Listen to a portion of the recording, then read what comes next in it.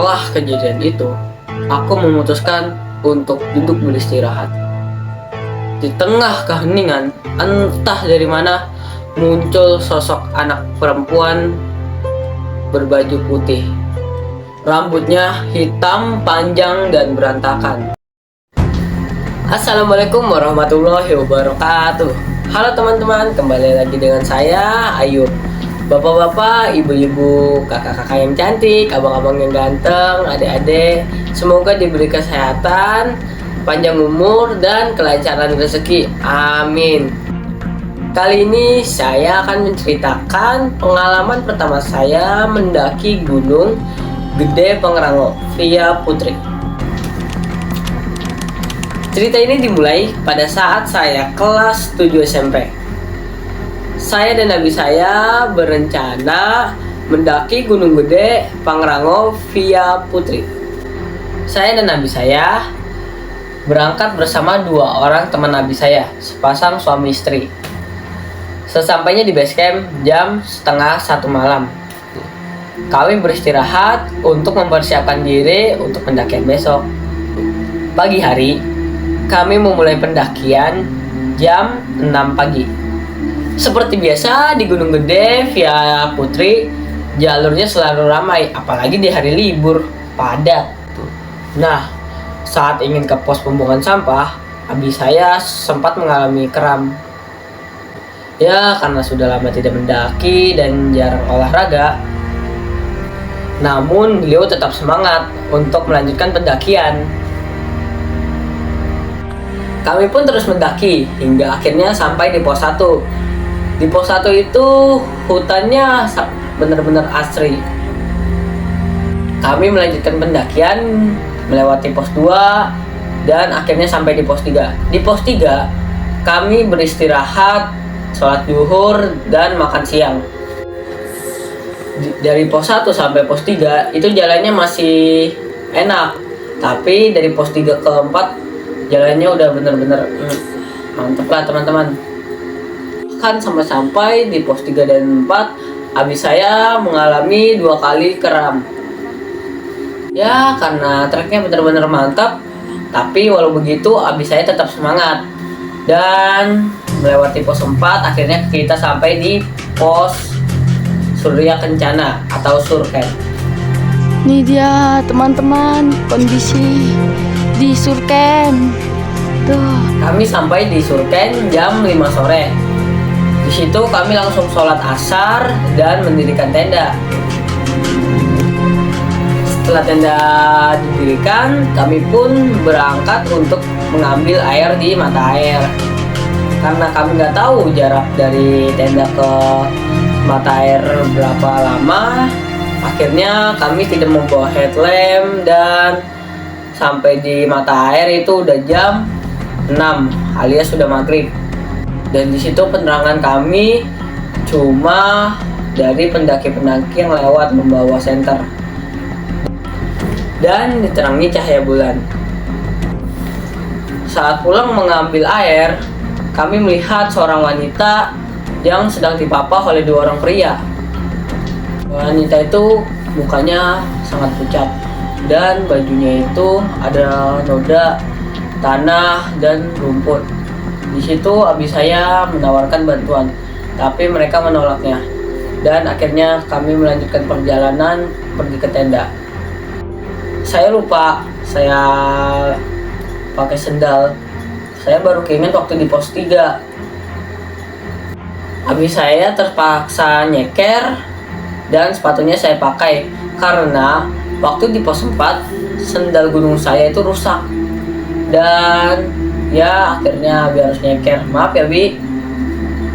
Sesampainya di tenda, kami pun langsung masak dan makan malam. Di situ kami langsung istirahat untuk besoknya pergi mendaki ke puncak. Kami pun bangun jam 4 untuk melaksanakan sholat subuh. Di situ tidur kami itu benar-benar tidak nyenyak karena sering bangun. Karena di situ udaranya benar-benar dingin. Bahkan saya aja udah pakai baju dan kaos kaki berlapis-lapis. Yang ingin mendaki ke Gunung Gede via Putri harus menyiapkan baju yang tebal ya, supaya tetap hangat karena di situ benar-benar dingin. Setelah sholat subuh, saya dan nabi saya memasak untuk makan sarapan. Saya sarapan, kami pun berangkat pergi ke jalur menuju puncak Gunung Gede. Kita lagi summit menuju puncak. Kita jalan. Ya teman-teman, bismillah.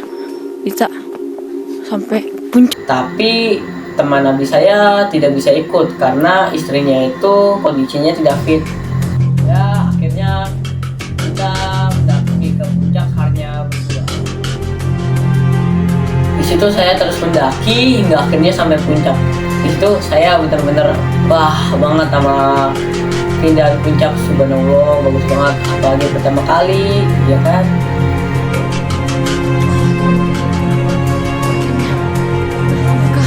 Puncak. Puncak. Wah, lagi dikasih. Subhanallah, ya ada kawah.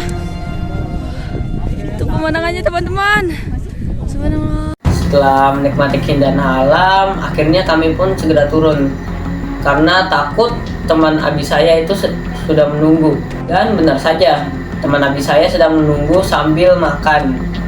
Dan langsung saja kami merapikan tenda, mempersiapkan tas untuk turun. Semuanya oke, kami pun langsung berangkat turun gunung. Di pos 4 ketiga, di situ ada seorang bapak-bapak yang hampir saja ingin masuk ke jurang karena tersandung akar pohon. Tapi dengan gesit, abi saya langsung menyelamatkannya. Tapi sebelum kejadian itu, abi saya mendengar suara tangisan bayi. Dan abi saya bertanya kepada saya, "Yuk, dengar nggak?" Saya bilang, "Enggak, lagian mana mungkin sih ada bayi di gunung, apalagi itu masih di pos 4. Akhirnya kami terus turun hingga ke pos 3 dan kami melakukan sholat zuhur serta makan siang. Selesai istirahat di pos 3, kami pun melanjutkan perjalanan turun menuju pos 2. Tapi di pos 3 dan pos 2 kami melewati jalur lama. Jalur lama tersebut jalur setapak yang kanan kirinya semak-semak dan ilalang yang tinggi. Pohon-pohonnya menutupi cahaya langit. Dan bahkan padahal itu siang hari, tapi berasa sore hari. Di situ bukan hanya rombongan kami saja yang ada, tapi ada beberapa pendaki yang turun dengan cara berlari. Di pendakian pertama saya jadi penasaran bagaimana sih kalau turun gunung berlari. Lagi pula itu jalannya memang enak. Saya berlari, saya izin dulu ke abi saya. Saya bilang, "Bi, boleh nggak Bi? Ayo turunnya lari." Abi saya bilang, "Boleh, tapi jangan jauh-jauh." Akan berlari, saya jadi meninggalkan rombongan. Tadinya pendaki itu yang banyak yang turun, lama-kelamaan mulai sepi.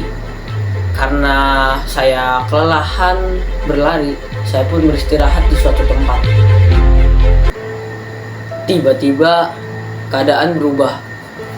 Yang tadinya ada suara hewan dan serangga tiba-tiba menjadi hening dan sunyi. Di situ tiba-tiba saya melihat suatu tanaman yang bergerak sendiri. Tanaman itu bergerak padahal tidak ada angin dan tanaman yang lain diam. Saya melihat tanaman yang bergoyang sendiri, sedangkan tanaman lain diam. Bahkan sama sekali tidak ada angin. Saat itu jantungku berdegup kencang. Aku penasaran apa yang terjadi. Tapi ketika aku lihat di sana tidak ada apa-apa. Setelah kejadian itu, aku memutuskan untuk duduk beristirahat. Di tengah keheningan, entah dari mana muncul sosok anak perempuan berbaju putih. Rambutnya hitam, panjang, dan berantakan. Sosok itu posisinya berdiri membelakangi diriku. Dan ternyata tanaman yang bergerak tadi, si sosok itulah yang menggoyang-goyangkan tanaman tersebut.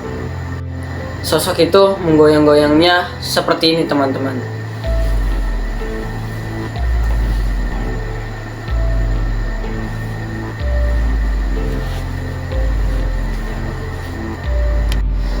Di situ saya benar-benar kaget. Pengalaman pertama saya, pengalaman pertama kali naik gunung, sampai pengalaman pertama kali melihat penampakan seperti itu. Namun alhamdulillah, saya teringat pesan abi saya. Jika melihat sesuatu dalam kondisi sendirian, bisa jadi itu hanya halusinasi, atau setan sedang memainkan tipu dayanya agar membuat kita lemah dan takut. Langsung saya berpikir ini hanya halusinasi, karena kondisi saat itu juga saya capek. Itu aku melakukan apa yang udah abi ajarkan sebelumnya. Kondisi seperti itu terjadi, tetap tenang, segeralah berdoa dan pergi dari tempat tersebut. Saya pun langsung berdoa kepada Allah, meminta perlindungan dan segera mungkin meninggalkan tempat itu. Sambil menuruni gunung, saya tidak mau melihat sosok itu lagi. Tapi di sudut mata saya melihat sosok itu tetap diam dan menggoyang-goyangkan pohon tersebut. Aku berusaha pergi dari tempat itu. Setelah keluar dari tempat itu, suasana alam kembali. Suara hewan yang tadinya hilang kembali muncul. Saya mendengar suara lutung yang berisik di atas pohon. Setelah suara lutung itu, suara burung dan serangga kembali. Dan yang tadinya sepi, ada beberapa pendaki yang turun juga. Akhirnya saya bertemu dengan beberapa pendaki yang sedang beristirahat, dan saya juga ikut istirahat sambil menunggu rombongan saya datang. Aku bertemu kembali dengan rombonganku. Mereka sangat khawatir akan keadaanku. Dan pelajaran yang aku dapat hari itu, jangan pernah sendirian lagi di gunung. Apalagi pemula kayak saya. Jadi teman-teman, jangan sendirian, apalagi meninggalkan rombongan. Itu benar-benar bahaya. Kami pun terus melanjutkan perjalanan hingga akhirnya sampai di base camp. Setelah itu, kami bersiap untuk pulang seusai sholat maghrib. Sekian dari saya, jangan lupa like, komen, dan subscribe ya. Sampai jumpa di cerita selanjutnya. Wassalamualaikum warahmatullahi wabarakatuh.